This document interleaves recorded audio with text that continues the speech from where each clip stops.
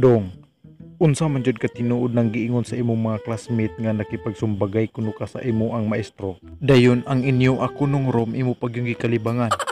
Aw, tinuod yun na ako dyan gikalibangan. Kay naglagot ko at itong giingnan ko mapagawson daw kuno ko kay dili magsugod ang klase pag naa ako dito sa sulod kay lagi sige migsumbagay sa ako ang classmate labi nagmaod to. Kay kini laging dili ko nila pakopyaon, siyempre ako maglagot porque wala lagi ko ituon-tuon kay sige ka-absent, sige maguguli og maod to kay sige pamayabas o sa walay bunga. Usahay santo lang kong pangwaon di sa kasagbutan mo nang ikasabaan ko sa kuwang maestro di ako gikalibangan ang room namo.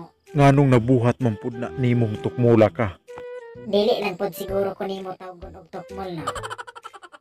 Kay basin unyag maglagot ko ikaw na inon ang akong masngan basin masumbaga na gino ka na akong kagwanga kakaron.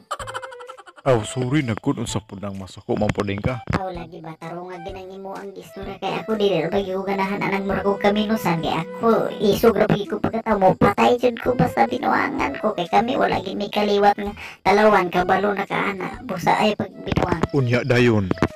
Mauto nga ay ako isang gisuklan ang amon maestro kay ako dili magi ko gusto nga daog-daogon ko kay isog bagi kay ko gyud kay wala bagi mi kaliwat nga talawan maunang ako gid mi kalibangan ang amuang eskwelahan.